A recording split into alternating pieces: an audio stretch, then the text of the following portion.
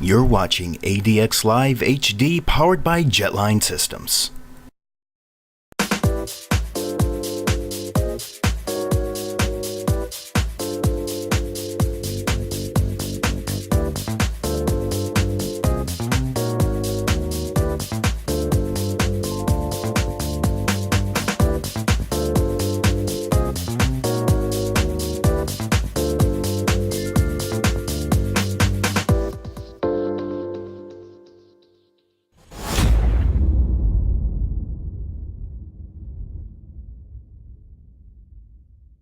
We have Jared Marshall joining us from Orbx. He has done an absolutely amazing job with his most recent product, Orbx Monterey, which of course is just north of Los Angeles here. A nice drive along the Pacific Coast Highway, about maybe 5 or 6 hours.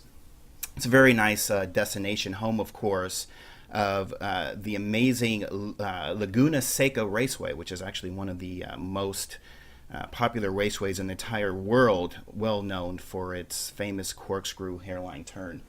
So we're going to go ahead and get started now. Once again, welcome aboard everyone, and Jared should be live with us. Jared, are you there? I am indeed. Thanks very much, and a very chilly welcome from Perth in Western Australia this evening. It's a little bit cooler than what we are normally used to, but it's great to be here, and thanks very much for having me along.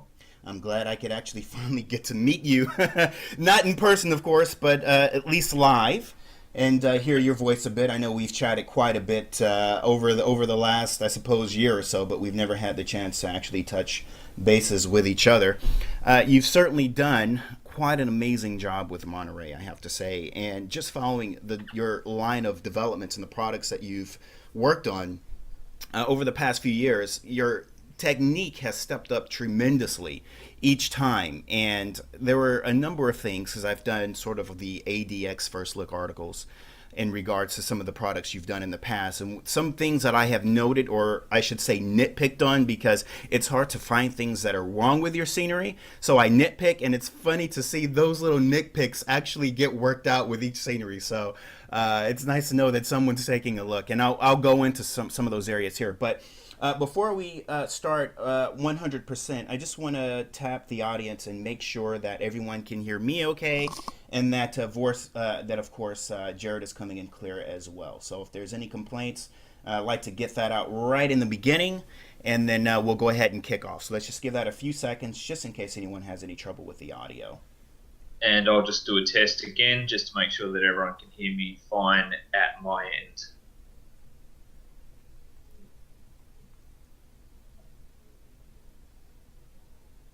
And of course, we wait for the delay.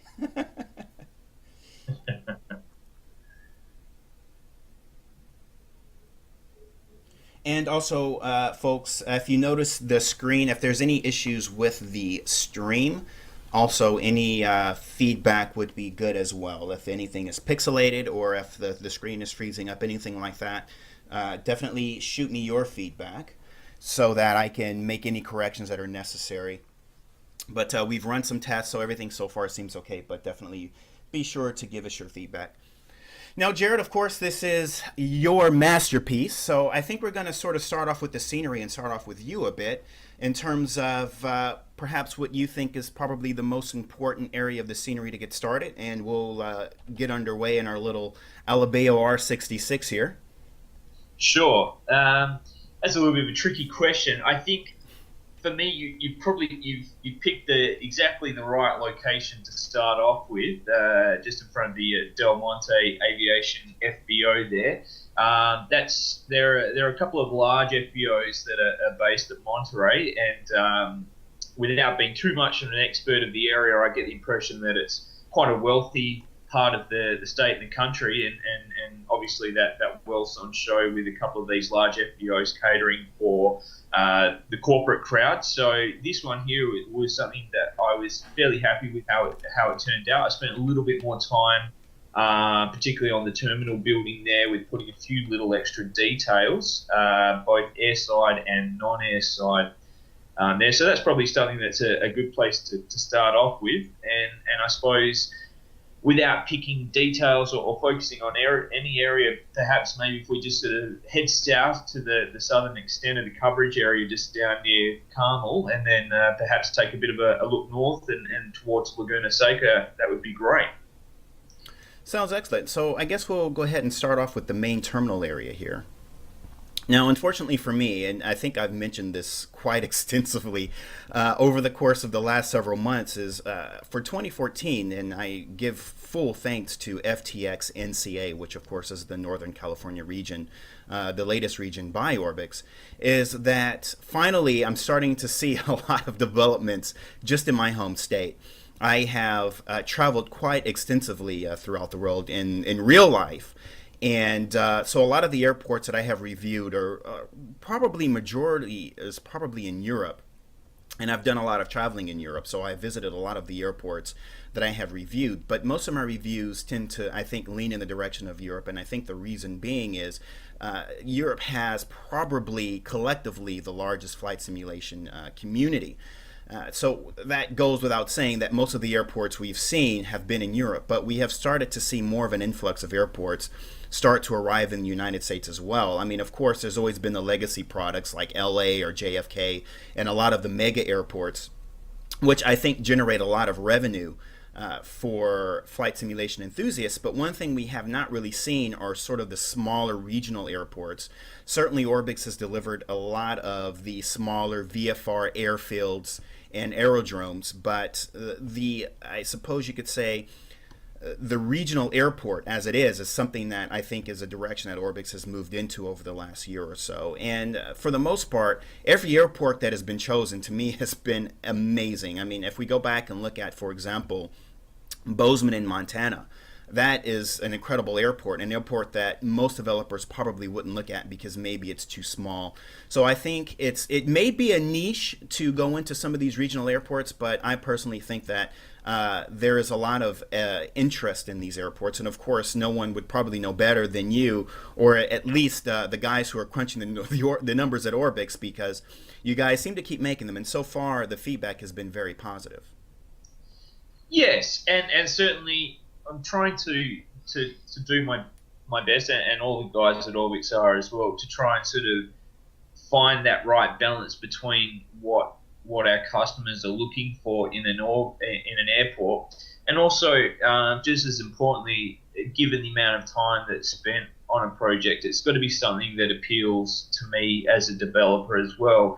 And I've found over the last couple of years particularly that working on these mid-sized airports seems to provide the nice balance, both for me as a developer and for end user customers, in that it provides a nice balance to cover all kinds of sims. So people who like to fly the low and slow general aviation types, or like yourself who like to buzz around the helicopters, they can get a lot out of these kinds of airports. But just as much at the other end, guys who like to fly the NGX or the Q400 or anything like that, these kinds of airports also provide them with a location where they can fly in.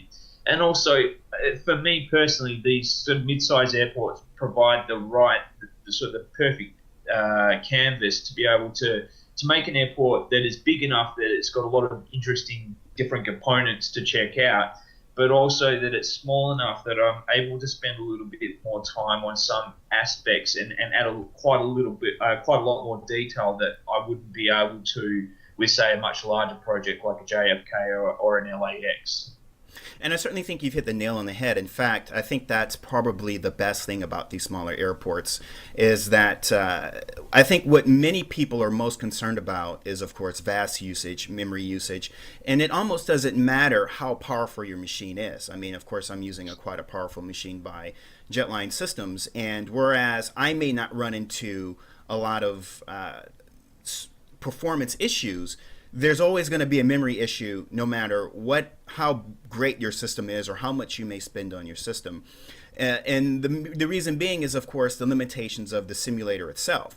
So one of the things I think we've seen lately is, especially with developers that mostly focus on your larger mega airports is they've come up with some really, really interesting techniques in terms of how they've been able to refine the quality and yet not allow it to give an OOM every time someone arrives. So I think that's a great thing about it. But in the case with these smaller regional airports, is I think it's exactly what you said. You have the ability to add a lot more detail because number one, it is a smaller airport, but number two, you're not necessarily alienating any sort of flight simulation enthusiasts. So there are people who prefer the NGX and will not bother with the Cessna, and of course there are people who prefer general aviation and they will not bother with the larger commercial aircraft. So what's great about these regional airports is it's sort of a niche right in the middle that everyone can enjoy. It has the feel of a small sort of airfield, backwood country airport, and yet anyone can fly almost any narrow body aircraft in here. So that's sort of the thing in between the two. And even looking at Monterey, similar to Bozeman, is that they both carry runways that are, of course, suitable for larger aircraft, but also runways that are suitable for smaller aircraft.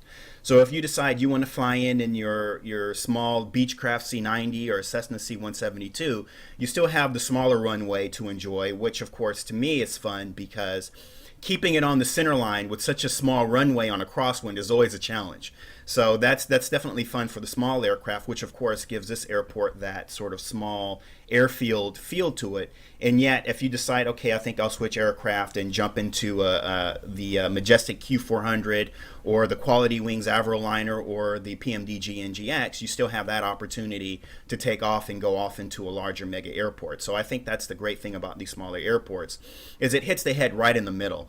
And I know that one of the complaints that I used to see about Orbx is people would say, wow, you guys started off with Brisbane and Melbourne, and now all you're doing are these small, backwood, backcountry runways, and they're not fun anymore. And so I think what you guys have done is you've found the niche sort of right in the middle where those people no longer have a reason to complain. And on the same token, you still don't alienate those who really appreciate the smaller airports. And certainly Monterey is probably my favorite thus far in terms of the FTX airports, because not only is it perfect, but then again, I'm also biased because it's in my home state of California, even though I haven't been here yet. But now I have a reason to pop by on my next trip to San Francisco.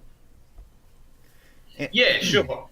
Yeah, and just going back to your comment that you were saying about some people asking after smaller fields when we were working on the Australian airports, so the big ones like Melbourne and Brisbane and Cairns and Canberra and the likes, and it's really interesting, and I think that it's a nice sort of testament to the wide variety of users that use Orbx products, in that irrespective of what projects we're working on, we'll always get some requests for different projects. So we'll get requests for the larger airports like we used to do, or we'll get requests for the smaller airports, or we'll get them for the regional. And that's nice because it sort of gives us different things to aim for, and certainly sows a few different ideas in our heads as to what potential projects we can move on to once we finish whatever we're working on at the time.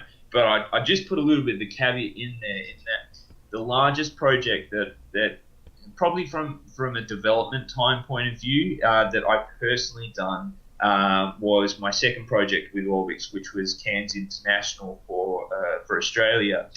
And I worked on that for about 18 months. And oh, wow. It just drove me insane, and I still have nightmares about doing it. So whenever I get a great spark of an idea and think about, oh, this would be great to do this enormous project, I quickly balk at it and think back to when I was working on Cairns and just how long it took to do that one.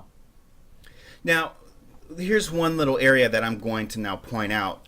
If anyone who's watching this morning read the ADX First Look of Bozeman, one of the things you'll find is that I found the scenery to be pretty much immaculate. It was difficult to find anything that was wrong with the scenery, because I know there are a lot of people out there, when they look for a review, the first thing they look for is, well, tell me what was wrong with it, and then I'll hear what's good about it. And at the end of the day, if something's good, it's good. So what I then do is I go in and I start in with the nitpicking. And in the case of Bozeman, that's essentially what I did.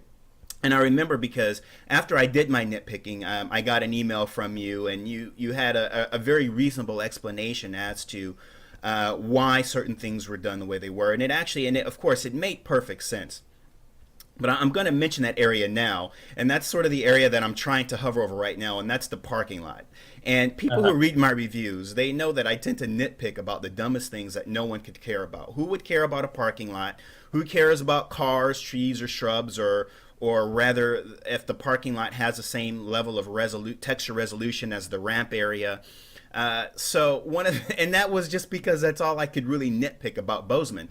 So with Bozeman, I think what I pointed out was the fact that at high elevation it looks okay, but when you get closer to it, it almost looks like the cars are parked on sort of dirt or sand or something of that nature. And one of the things I mentioned was I would like to see Jared get into a better, sort of higher resolution parking lot area.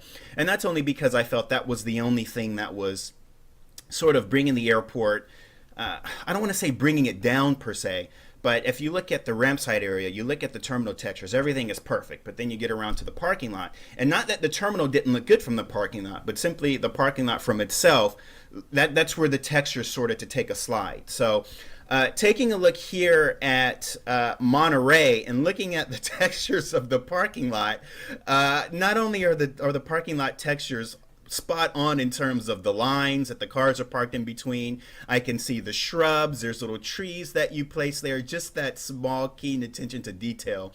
That was one of the first things that I think stood out to me with the scenery. And I know you're probably thinking, why did that stand out to you? I did so much work on this. There should be much more to that. But when I got around to the parking lot, my thought process is, wow, he really did it. And I guess for me, and I think for people who enjoy the helicopters, which probably is another niche group within the flight simulation realm, is that not too many people hop in the helicopters. So this is the part of the scenery that I think makes it more ideal for us helicopter pilots, is the fact that, well, I shouldn't say I'm a helicopter pilot, I'm not that good, but is the fact that we like to fly around and we like to look at the detail. We like to sort of admire the ground textures, the quality of autogen.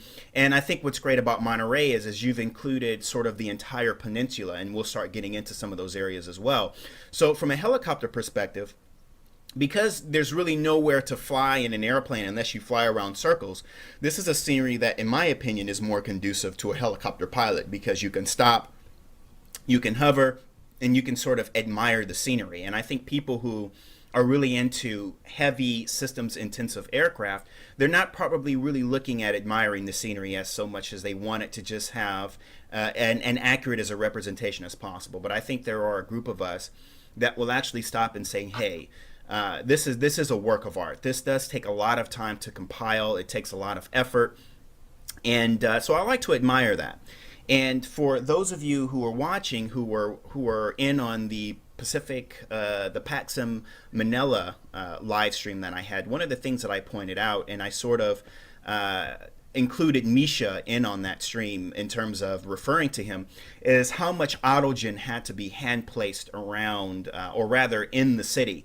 And it was the coverage area was so large that in a helicopter it was taking us like 15 minutes to make it from one end to the coverage area to the other end of the coverage area at high speed. So it really goes to show how much work that goes into it. And I remember something that Misha had said in regards to his current project, which is Lake Tahoe.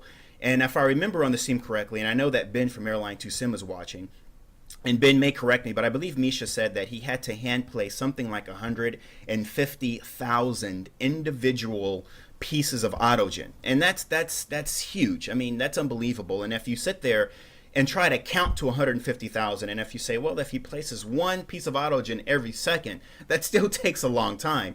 And I remember Misha just going into having the hand cramps and the pains that go into that. So I don't really know if everyone who buys a scenery really takes the time to admire just how much effort that goes into it.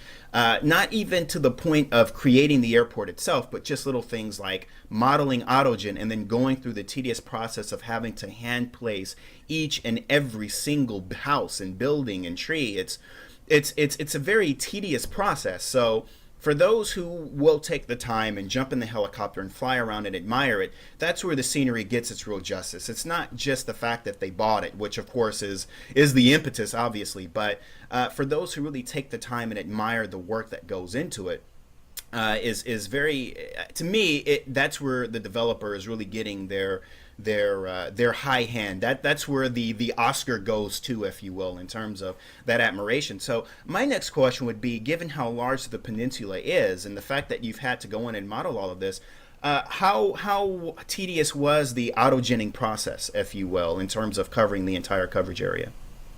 I'm glad you bring this up. I have to say, and I'm yet to meet a developer who disagrees, hand placing the autogen is the absolute bane of my existence. It is the most tedious and time-consuming aspect of any project that I've ever done. And I know that many others, including Misha, would agree with that. So, along similar lines to what you're saying that was mentioned for the Lake Tahoe project, I think the final count for Monterey, I was looking at about 120,000 hand-placed vegetation types and about 60,000 hand-placed autogen buildings. So it's not, it's a large area, and it's certainly a large coverage area. It's not the biggest nor the most extensive autogen job that I've done. That would go to a project I did a couple of years ago, Jackson Hole for Central Rocky Mountains, and I went a little bit overboard with the coverage area for that, and that kind of burnt me a little bit about doing large autogen coverage areas. But for this, as sort of a breakdown, the total time that I spent on this from when I signed off and decided to do this project until the release date was about 10.5 weeks. And of that, about 5 weeks was taken up by doing a combination of the autogen and the colorization and the editing of the ground textures, so the ground photoreal textures for the entire city. So it does take up a fair portion of the development time for any airport. But as you say, I think it's an important aspect to make sure that it's done properly, because it really adds to the immersion factor. And obviously with Orbx, I'm very lucky in that I have the advantage of having access to the lovely custom autogen types that ship with the regional products. So for example, with this one in Northern California, I know that Scott Armstrong and Holger and a couple of the guys on the NCA team spent quite a bit of time making some really nice custom vegetation types exclusive to the Northern California area. So I was able to utilize them both with Monterey and Redding, and that really makes a difference. I think it really adds to the immersion and it really adds to the realism of an area. And as you say as well, just touching on another point that you were making, I've always been very strongly of the mindset that it's very important to have quite a large coverage area for a scenery, and because from my sort of approach, that whenever I'm flying into an airport, it's not just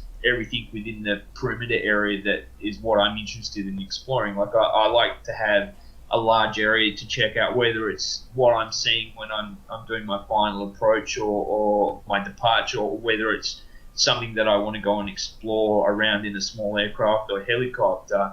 It's that kind of aspect which is really important to me as a simmer, what I like to see when I'm flying around. And if I'm totally honest, the kind of approach that I take when one of the large aspects that I approach when I'm making a project is that I like to make scenery that I would like to fly in, and that sort of factors into this larger coverage area. Now, one of the things I'll say, if anyone has read the part one of my tour of FTX Northern California, is I really went into just how well the entire area was covered. Now, naturally, at the time that I did it, there were, I think actually, no, as a matter of fact, Redding had not yet been released, so I wasn't able to include Redding in that particular review. It will come in the next chapter, or rather the next volume. But one of the things, and really all I had to show off, to be honest, was just the terrain itself, because essentially that's what the FTX coverage is. And as great as it is, and of all the great things that I had to say about it, when you look at the coverage area of Monterey, and I'll just pan over here to the other side, to the peninsula, and you see how good that looks.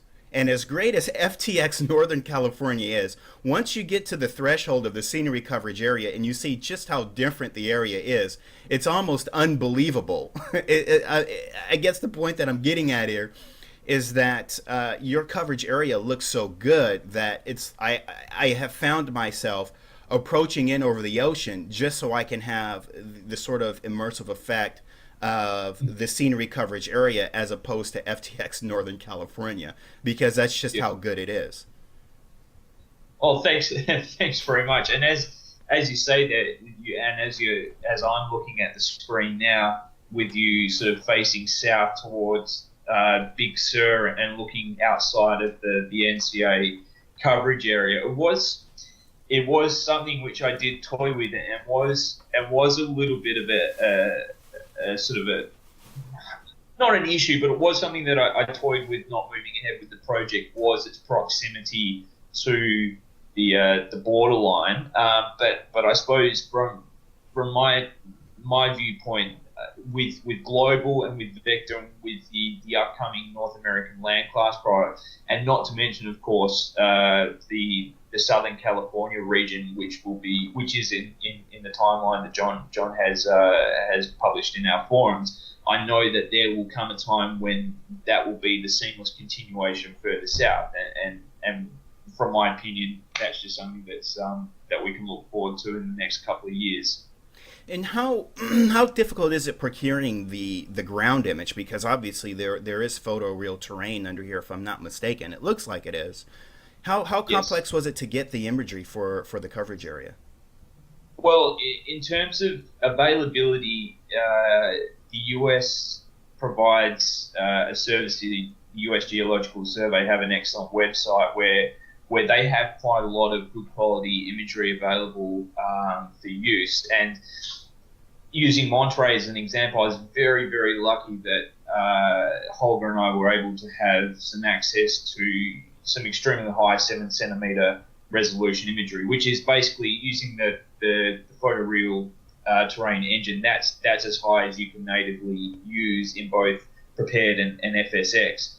And so I was very lucky in that aspect. And there have been some projects that I've done where this has been a little bit of an issue, where I've had different levels of difficulty in acquiring and licensing imagery. I remember Jackson Hole particularly provided some problems, but generally, particularly these days, the availability of commercially usable data is a lot better than it was, say, when I started doing this about 10 years ago, when it was just ridiculously, prohibitively expensive to acquire that kind of stuff.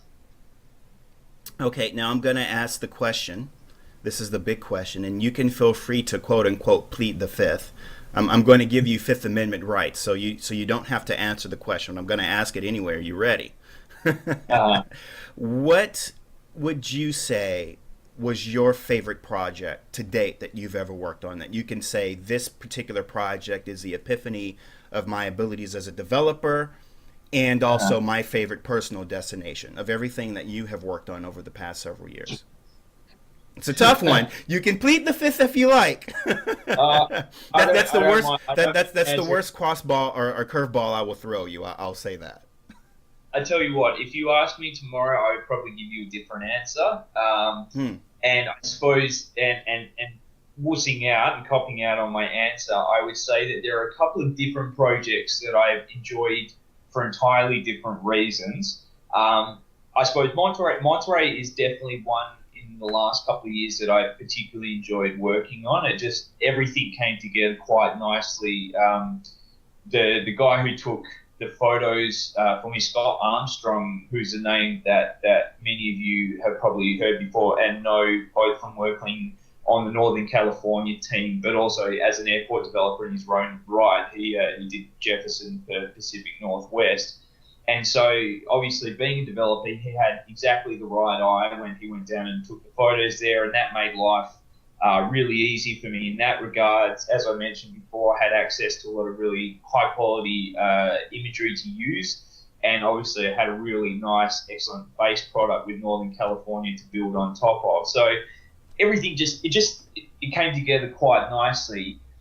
I think in terms of, and again, it's a hard question in hindsight to say, because obviously Monterey is my latest project, so it's got all the techniques that I'm most currently using, and it's sort of a culmination of all the different lessons that I've learned on all the projects I've ever done, and if I was, and things that might look a little bit dated now, so some of my older projects are things that I'm still very proud of, because at the time they were quite a stretch for me. So I know I mentioned before about Cairns International, but that's something that I was particularly proud of, because I spent a huge amount of time on that, and a lot of love went into that project. And that sort of, that's the largest airport I've done. It's a large international airport, but it also has a huge sort of cityscape scenery. So I spent a lot of time doing a lot of detailed scenery for the city area for that. So that's something that I was quite proud of. And from a personal point of view, something that I really enjoyed working on was a project I did last year, which was Broome International, which is another Australian airport. And it was something that was as much a project for me as it was for a product itself, in that it was something that I wanted to do for a very long time. And Broome it's a small town. Most people outside Australia probably never heard of it. It's a really nice little hotel resort town on the north coast of Western Australia, and it was a place when I grew up in a town not too far from there, and I spent a lot of holidays as a kid there, and I had a lot of good memories there. And it was something that I had always wanted to do ever since I started developing scenery for Flight Simulator. And there was a combination of different aspects that came together, and I was able to do it last year. And I was really happy with how that came together, and I really enjoyed working on that one as well. And so, yeah, as I said, that's my rather cop-out answer. And as I said, if you ask me tomorrow, I will give you a totally different set of airports that I enjoyed. Well, I always like to throw that curveball at developers, because personally, I sort of see developers as not just developers, but as artists of a particular craft. And if you were to go and ask, for example, if Pablo Picasso were still alive and you were to go ask him, what is your favorite? I don't know. He'd probably kill you. I don't know. But I always like to ask, because I tend to get very interesting answers. And I think ultimately, I've never really had a developer tell me their favorite. They have things that they love about each and every one. Or you could liken it to a mother of different children. You love them all equally, but there are things that you love about them separately that make them special. So, but I always love to see what sort of response I get to that question. Now, currently we're flying over the famous Laguna Seca Raceway, and as we approach the area, my heart rate actually went up a little bit.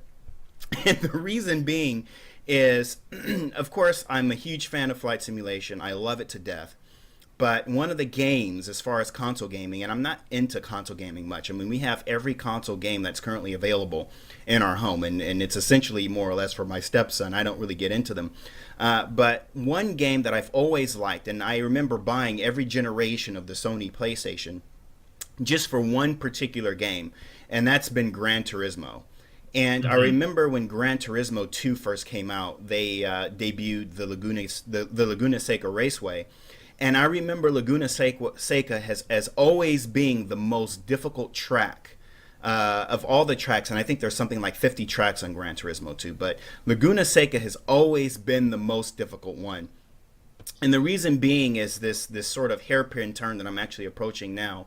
I would spin out. I mean, I would be in first place, and this one little part of the track that I'm hovering over at this minute would always be the one that would make me lose the race. I would always spin out. And it took me so long to master this particular part of the track. And if anyone goes on YouTube and pulls up any real world races of Laguna Seca, that's where all the accidents tend to happen, is right here on this sort of S turn. That's what the racetrack is actually most famous for. So I was actually very pleased to see that you added it into the scenery, which is something that you certainly didn't have to do. But again, it's little things like this that goes to further my point that I made earlier about flying around in the helicopter, is that it gives it, the scenery has something for everyone. So if you're jamming in and out in your NGX, you're probably not going to notice little things like that. And maybe a lot of those pilots may not necessarily care, but certainly for those of us who will take the time and actually survey the entire scenery. And I remember when you showed off the initial previews, a lot of people were asking, did you add this? Did you add that? Oh, did you add the aquarium? Did you add? And I remember you saying, well, I've added it. It's not going to be in 100% quality, but it's definitely there for you to enjoy. And there were certainly a lot of questions in terms of what would be added and what would not be added. So I think you've certainly found I think a fine line between what you did put in, what you didn't put in, and of course the level of quality of which you added it. But I imagine during the development process you were probably going back and forth quite a bit. Should I or shouldn't I? When it comes to developing a scenery, and now that scenery coverage areas are getting larger and larger, how difficult is that process for you as a developer to determine, okay, I have to now stop here, or I will or will not add this or that? Did you find that that was difficult in Monterey, or did it seem fairly simple? I know we touched on it lightly, but... Absolutely. It's always a difficult decision because my natural inclination is always just to add everything and just to keep going. But the reality sets in, and at some point I do have to draw the line and just sign off and say, I'm happy with everything that's included here. I feel I've provided the right balance between providing a lot of different aspects for everyone to explore, but at the same time, I'm not going to kill myself doing it, and it's not going to take 7 years to finish off. And certainly with Monterey, it was quite easy because for me, as a very brief visitor, I sort of I visited the area last year, and I had an idea of sort of the well-known landmarks that people that have a sort of a fleeting association with the name of the city, they would be expecting. So things like the Fisherman's Jetty and Cannery Row and obviously Laguna Seca. And basically, the way that I approach it is at the start of the project, what I'll do is I'll research the airport and the area and write basically a massive list of wish list items that I want to include. And I'll also consult different people that are local. So, for example, with Reading, one of our beta testers, Rob Newman, is actually a Q400 pilot for Horizon Airlines in real life. So he was just a font of knowledge. I was able to ask him umpteen questions about what he saw when he flies in there in real life. He was great, and had a couple other local people as well who were on our testing team who were really, really useful in that regards. Because for me, I'd never visited Reading in real life, so for me it's all intellectual. I've never actually been there myself.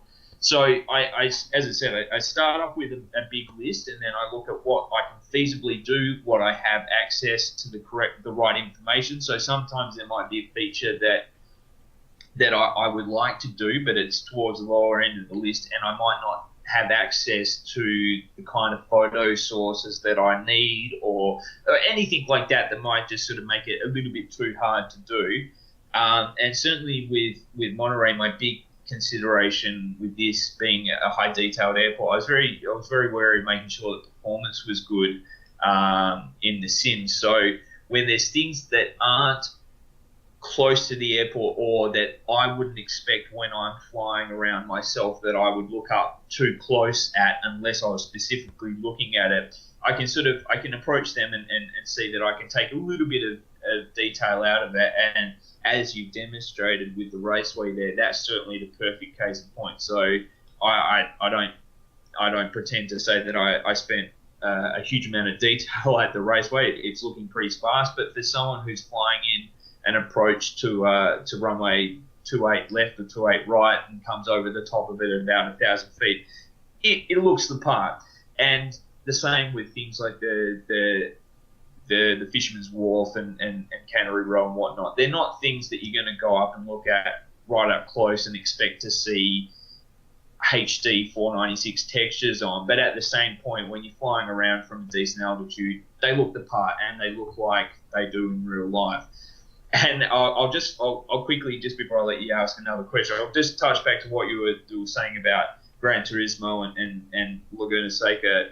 And I have to say, to be honest, a lot of the credit for actually putting in a little bit more effort with that goes to one of my best mates here, who isn't a flight sim. He's my mate in other life, and and he's a real motorsport nut. And the first thing that I said when he was asking what project I was starting, he's like, "Oh mate, you've got to make sure that you include the raceway. That corkscrew turn is really important."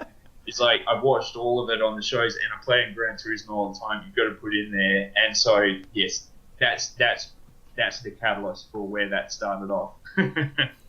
That's actually really hilarious, but absolutely. I mean, if ever there was, because I know, again, there were a lot of questions about the hotel and the aquarium and everything that would be added. I think mostly what people were, sorry, not with people.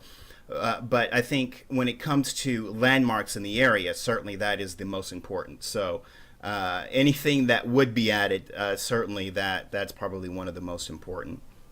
Now I'm trying to make an effort to go around and sort of show the entire scenery, but I don't know if there's anything else that I missed out. I'm working my way sort of up toward the marina at the moment. Mm-hmm. And it's funny because just looking at the Autogen, of course, there's I don't want to say generic Autogen, but you have Autogen, and then you have buildings that actually stand out along with their real world counterparts. So when it comes to knowing everything that has to be done, what is the best method that you use of knowing, okay, this building should be done in its real world fashion, and it's okay for these other buildings to sort of be done sort of in a generic Autogen manner? How does that come along? I mean, do you sort of Is it mostly just based on your own visit there for you to say, okay, hey, I'll do this one, I won't do that, or how did that sort of come out? Pardon my language, but basically my approach is, if I do the first run with Autogen, and if there's anything that sticks out, or again, pardon my language, it looks a little bit crap with the Autogen, I'll go back over it, I'll take it out, and I'll do a custom model. So just on my feed here, I think there might be a little bit of a delay, but I saw you just fly past one of the beachside hotels. Correct. There. And in the first two beta versions that I had out with the testing team, I had initially placed them as just regular square Autogen buildings, but I had quite a lot of feedback from the testers that were saying, this doesn't look good, it sticks out like a sore thumb when I'm doing the bay approach into the airport. So what I did is it's not an exact replica of what it looks like in real life, and I actually use Google Street View as my main reference for it. But I just I made those buildings there as a custom object just to more realistically replicate the object. And so there's a lot of instances of that around the scenery, and they're probably a little bit more subtle because they're not high resolution, and they, to be honest, they look more like Autogen than they do like a custom object. So you'll see things like shopping centres or schools or hospitals and things like that, things that have a little bit of a unique footprint on the ground that you can't quite get the right look with just Autogen objects. But at the same time, they're not full-blown custom objects like with the Cannery Row or the large hotel that you went past just a few minutes ago. And I know there was a question about the Monterey Bay Aquarium, but I actually don't know where that is or if it indeed was included.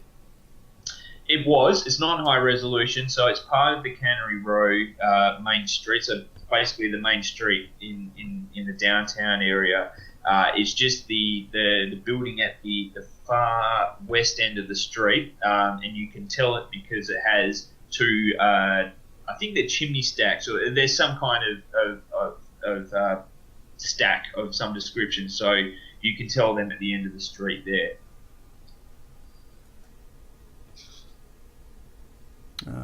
just trying to take a quick look over there to see it.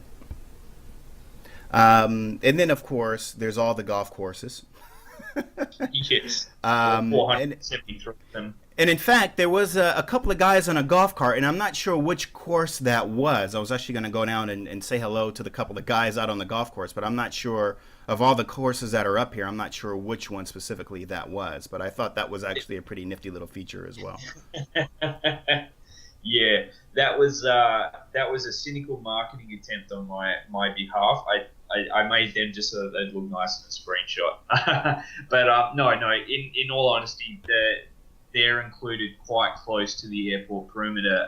There's some approach lighting for runway 28 right, I think, that runs just to the bay side of the airport, and they sit almost at the runway threshold. So you can see the buggy and the couple of guys in the cart floating around. Let's see. Okay, I think I'll just. And before I head back up to the airport and land, was there any specific part of the scenery that you feel that we should definitely showcase? Uh, no, I think you've done a wonderful job. I really appreciate it. I was gonna the only thing I think which didn't get looked at, but again will be something that I think that we can leave to the customers to go and check out in their own time. Was just the Pebble Beach area, just to the south coast corner of the coverage area. There's just some really nice terrain around there, and the Lone Cypress there as well. But again, that's something that's nice for everyone to explore in their own time. Yeah, we'll leave a little bit something for them. Yeah, exactly right. In fact, though, but now I have to go over there on my own now. I think after the stream, I'll take off again and just take a look on my own. Wow, I have to imagine this is a very interesting sort of hole here, just right underneath the approach. Look at that. That's very interesting. Okay, so so for the folks who are watching, we're going to take a moment now and just sort of take a look at your questions and include you in as well. Hopefully we've covered the entire scenery area. I think I'll put the helicopter down right where I was before, next to the... I'll probably get a little bit quiet as I try to concentrate.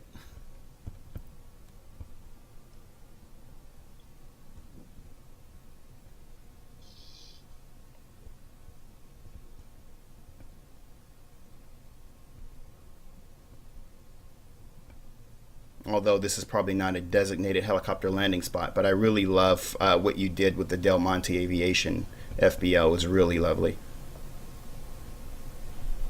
And if anything, I'd probably say that's my favorite part of the airport, that sort of California architecture, that sort of Spanish. Yeah. Yeah, there's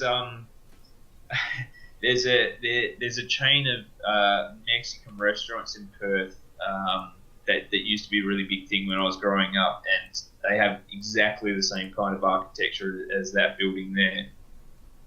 Yeah, certainly the sort of Mexican culture of Los Angeles is indigenous. The way that I feel it, just to where I live. I remember I was once in Paris, and we were over in the Latin Quarter, and so for some reason we all decided to stop over into a Mexican restaurant, and it wasn't a big deal for me because I mean there's one on every corner here, but there.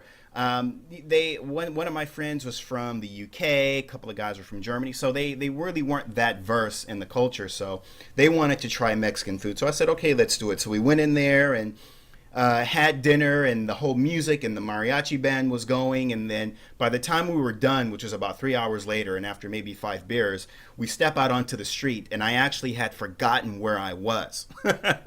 And I'm looking up at the buildings, and I'm like, wait a minute. Oh, that's right. This is Paris. Like, it just completely threw me off. It's probably the dumbest thing ever, but certainly it was one of those moments for me because I live in an area that's called Marina del Rey, and near that we have quite a few Mexican restaurants. A popular chain is El Torito. Oh, sorry, my slewing efforts here are really bad. I wanted to get close to the building. So yeah, I'm sort of used to that. And whenever I travel to Europe or anywhere else, that's the last food that I ever eat. So because that's just considered what I would eat at home. And I always try to make an effort of not eating anything that I would usually eat if I were at Uh-huh. home. So that was just sort of a funny thing. That was the first time I had done that. And it really sort of freaked me out for a minute there, which is really funny. Uh-huh. I have to say that we were just talking about it with I was having dinner with a couple of friends tonight, and we were talking about sort of my girlfriend and I spent a bit of time in the US last year, and I have to say something that we do miss a little bit is that that burger chain, which I think In is and out. California. In and out, love it. That's nothing quite like it. It's pretty tasty, pretty cheap, and we were just talking about tonight how we could go for a couple of those burgers right now as well. Well, yeah, I know that we initially wanted to do this stream last weekend, and it unfortunately didn't happen because we had relatives visiting out from New York.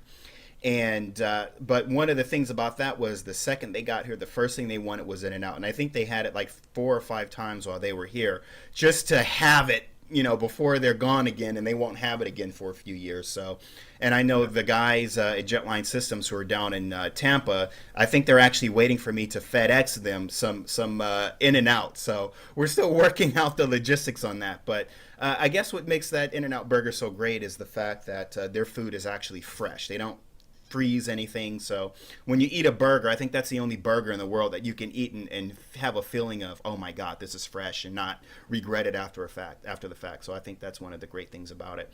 So okay, I'm going to go ahead and pause here. I'm going to take a look over. I know that there's been quite a bit of conversating going on between the viewers this morning, and we always had an intention to get to your comments and some of your questions. So I'm going to sort of scroll down now. And Jared, if there's anything that that points out to your eye, feel free to go ahead and respond on behalf of that as well, while I sort of Sure. take a breeze. So I might I'll work backwards. So I'll work from the bottom up here. I did notice a couple of questions, and apologies if I miss any in advance. I did see, now sorry, bear with me.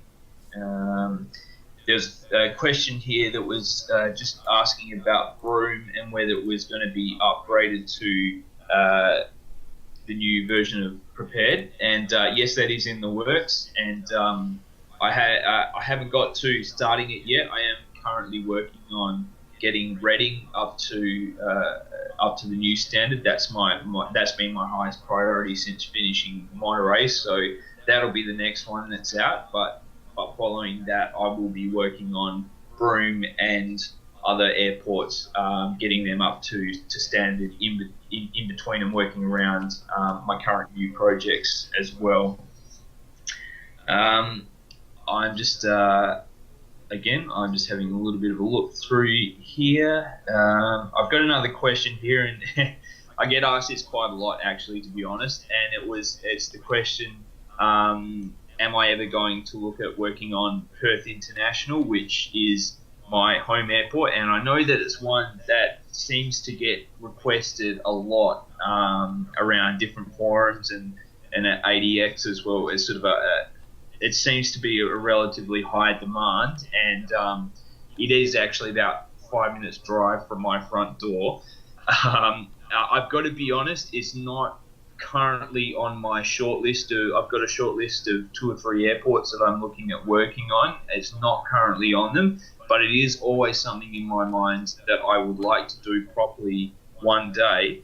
One of the things that has been a little bit of an inhibitor of sorts for the last 4 or 5 years is that Perth Airport has been going under an enormous amount of expansion, particularly over the last 6 years. And if you have access to things like the historical Google imagery using Google Earth, you can see from that alone how much the airport has changed. And so from a development logistical point of view, that's quite a big problem, because from the start of the project to the end of the project, it will have changed quite a lot. So at the moment, they're actually working on an entirely new terminal over the international side of the airport, and I know that that's not going to be finished until March next year. So again, I'm not offering any excuses as to why I haven't done it, but it's just a little bit of an explanation. And there are a lot of other factors as well that play into that as well. But it is something that I would like to do, but I don't currently have it on my short-term radar there. So is there any other questions that you can see there? That I did might see have that, and I missed? don't know if this is something you can respond on behalf to, and if not, then we'll just move on. But I did see that Alpha Dog 141 asked, "Is Orbx going to continue any work on New Zealand?" I'm sorry, I don't actually know. I couldn't answer that myself. I'm sorry that I can't give an answer for that. Okay, just a few comments. Sid was talking. Oh, I hit the wrong button on my laptop and it scrolled all the way down at the bottom. A comment from Sid though was talking about Cairns is one of his favorite Orbx AU airports, and Broome is amazing as well. So a nice shout out for those two particular destinations. Thanks Just very going to much. continue to scroll down here. Let's see here. And of course, if anyone has any questions, now would be a good time to start putting them in at the bottom of the list as I continue to scroll down. Also, just a reminder too, there is actually a sale going on with Orbx Airports. Are any of your airports currently included in that sale, Jared? They are. I do have quite a few, and if I'm going to give a shameless plug, Please do. my two most recent airports, which is obviously Monterey and Reading, those two are not on sale. They've both been released since January 1st. But all my previous titles are. So in backwards order, that's Bozeman for Central Rocky Mountains, and then Broome International, which we've been talking a little bit about tonight. Spokane, Phelps Field for Northern Rocky Mountains. What do we have before that? Jackson Hole, Anacortes, Cairns International, which again we were talking about, and Jandakot. So there's a few there that are mine, but obviously all the Orbx products are on sale. It's a really good bargain. I have no idea about when next time there is one, but this sale is really good. It's 33% off. And the other thing to bear in mind as well is that a lot of the older products are already quite well discounted already, so you can pick up some of those earlier ones for a pretty cheap price, to be honest. So if you're looking for a bit of an excuse, it's probably a good time to head over and pick up a few of the older titles. Excellent. And then for you, Jared, actually at the very bottom of the list, I think Piloto Pirks and the Mall have a couple of questions for you. Yes, so I'm just seeing them come up now. So sorry, just Namal's question there. I'm not quite sure 100% if I'm interpreting it right, but the lights that I'm using in Monterey are a combination of, so for the majority of the coverage area, I'm using the new global type of lights, which we've also been using in all our most recent region and airport products. So you'll see them in Northern California and Reading and all the new airports as well. So those are the really frame rate friendly lights that were first introduced with Global. And then around the airport itself, so the runway lights that you see there used a little bit more of a more bespoke approach. So there's something a little bit more customized to the airport itself. In just the second question there from Pilato, is what developer you admire the most? Now, this is a loaded question, and I've got to say I'm a little bit of a fanboy for a lot of different scenery developers. Obviously, there are so many really talented guys on the Orbx team that I feel quite so privileged to be a part of that. And I mean the stuff that other guys are developing at the moment, I'm in awe of.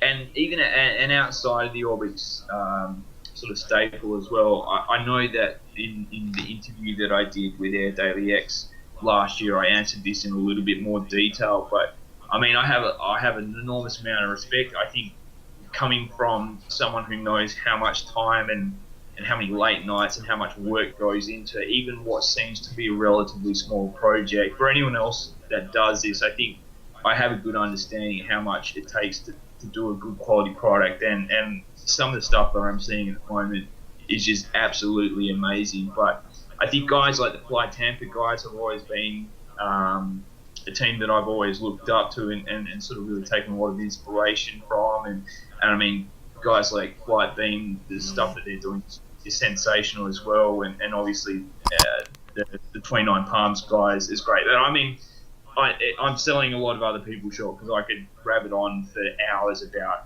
my respect and admiration for the different scenery guys that are around at the moment. Is there any other question? Just having a read through. I think that's all the main questions. Is there anything else there that I have missed?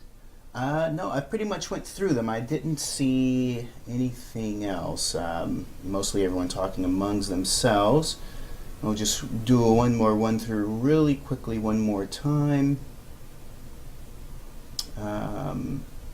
DP Drive was asking, will England be updated to prepared V2? I can tell you without a doubt it absolutely will be. I think I can answer for Orbx on that. In fact, that's a region that I'm waiting for myself. I personally hail you, Jared, as I think the leading developer for Orbx, and that's my own opinion, but you're certainly my favorite on the team. But definitely I have a huge level of admiration for Lars and Martin and the work that they do, not just for Orbx, but for themselves and for Aerosoft and all of the other collaborations that they've done. And one of the airports that's, one of my top favorite airports is the Southampton. So I'm looking forward to getting England done fairly soon. I can also say that in regards to Monterey and Reading, those two airports will be covered in the second volume of my tour of Northern California. So if you've missed the first part of that review was mostly just going in and visiting default airports because I needed to get from one part of California to the other. So naturally, a lot of those airports are just default. So going forward, or I shouldn't say default, because I actually got a bit of a complaint from the guys who worked on all of those airports that are not full resolution airports in terms of like Monterey here, but the team actually did. They went in and they really kicked ass, and pardon my language, but they went in and they made those airports as realistic as possible for the entire coverage, and it's thousands of airports that I think that they've done. So I definitely want to give a shout out to them, because I know one of the things that I said in the review was, oh, I hate default airports, but obviously when you put it in comparison to Monterey here, there's definitely a difference. So going forward in the other volumes of 2 and 3, they will be all add-on airports, and what I will do once those are released is I will then go in and separate out the airport coverages into separate ADX first looks. So for those who want to skip to certain airports, you'll certainly be able to have it. But I think the best part about during the tour is not only showcasing California, but of course also showcasing the airports that have been developed for it. And there is quite an extensive list going forward. And I think I'm going to be in biggest trouble is once Southern California is released, because now we are right on my doorstep. Right now we're sort of in my backyard, it's California, but once Southern California is released, we will be literally right on my doorstep. And I just can't imagine in terms of what airports you all have already decided. I'm sure, because John has already mentioned it, I'm sure there must be airports that you all already have in mind, and I can only imagine what some of those airports might be. And so I just know that I'm going to be in trouble, because once the list comes out and these airports start getting developed, I'll probably be putting most of my focus just in Southern California alone. So, and I can say that there are a number of other developers as well that are developing for Southern California. The only one that I can mention at this time is Latin VFR, who's working on Santa Ana, and of course that's also in my backyard as well. So a lot of focus coming to California. So certainly an exciting time for me. Hopefully an exciting time for flight simulation enthusiasts as well. At least I would certainly like to hope so, because certainly if what we're seeing so far with Reading, with Monterey here, and of course with the previews that we've seen from Misha, with I'm sorry, not previews, but with the announcement that we've seen for Misha's upcoming Lake Tahoe, I imagine just looking at his Siku and Vernonia, his level of talent has gone up a step each time. So I can only imagine just how amazing Lake Tahoe is going to be as well. So that's 3 airports just then, and of course there are other developers like Turbulent Designs and so on and so forth who are also, and Sim 720 also. and even within the Orbx team as well, there are a couple of things that haven't been announced yet, which I won't go into detail about. But there are particularly a couple of projects that I'm very looking forward to, which will be announced at some point in the future. So yes, there are a couple other things on the radar that aren't just around California. Obviously, with the emphasis on Northern California at the moment, but there are other things in the works, and certainly things that I'm personally quite excited about as well. I see just a little bit of a last minute question here as well on the side here from Michael, just about approaching scenery development from the newer airports like Monterey and some of the older airports, and asking is there a difference in technique used?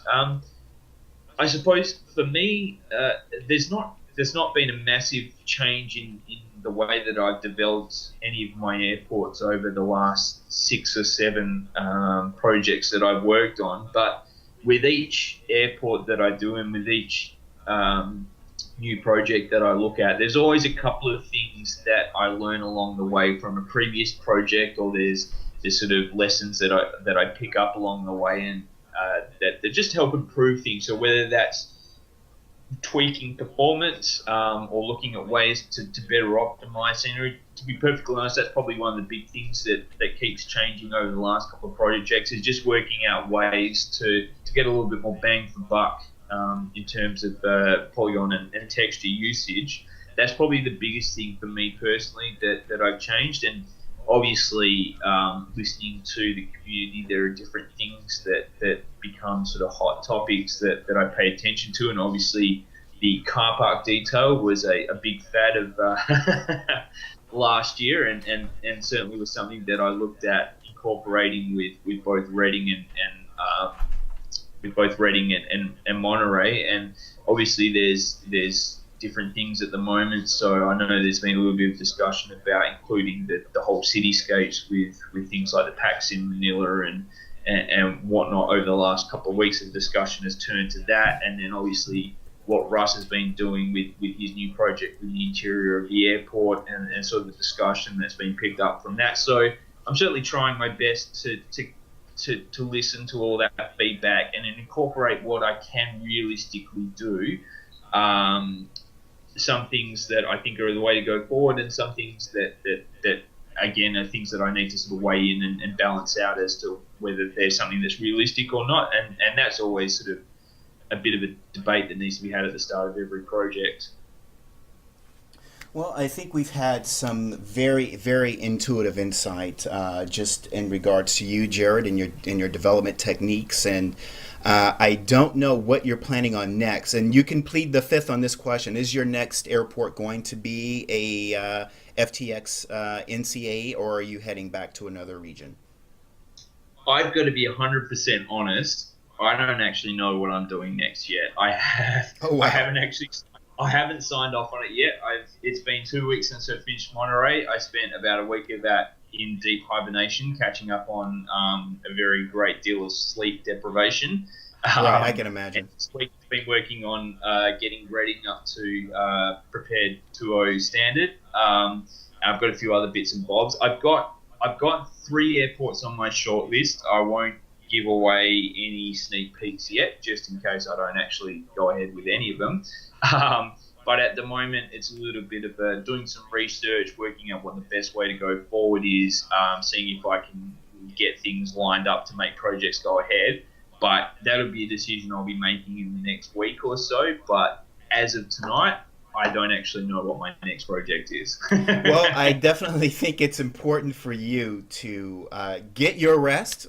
Please do rest those hands of yours, because looking at the work that you've done here today, I can only imagine that you must do push-ups on your fingers just to be able to keep up with the amount of hand work and mouse work that goes into definitely compiling something like this. And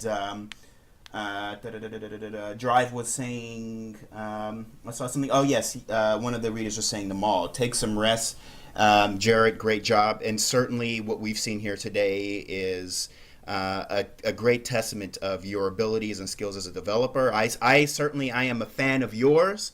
I admire the work that you do, and I certainly appreciate you just taking the time to come on with me this morning, because I know it's 2 or 3 o'clock in the morning in Perth for you, so it's not easy, and your girlfriend is probably trying to sleep and everything. And of course, once you get to the latter end of the development process towards release, that's when you really start really hounding it in and putting in the extra effort. So I'll speak on behalf of myself as a flight simulation enthusiast. I greatly appreciate the effort and the work that you do, and of course your level of detail, and it's incredible. So again, thank you so much for coming on with us this morning. For everyone who has joined the stream this morning as well, thank you for coming in and joining us. Hopefully you have found it to be informative. Hopefully you like the scenery, and you will go out and buy it today. And if not, then definitely head over to Orbx and take advantage of the sale that they have going on now, because as we all know, they are very rare. So now is the time to take advantage of some of Jared's older projects as well. And before we sign out, Jared, was there anything else that you wanted to add? Just take an opportunity to thank you very much for having me down tonight, and thanks everyone for tuning in and having a listen to what we had a discussion about. And I know I do say it a lot, but it does mean a lot, all the support that I get from both yourself and the rest of the AirDailyX guys over the years, and to all our customers and simmers in general. It does genuinely mean a lot to have that kind of support, and I really do appreciate it. So thanks again, and thanks very much for checking out Monterey. Thank you. And then Jared, just stay on with me just for a moment. And for everyone who's joined us this morning, again, thank you so much for joining us. Be sure to check out all of today's news at airdailyx.net, and we will see you next time for the next live stream, everyone. Enjoy your Saturday and have a great weekend. Catch you later.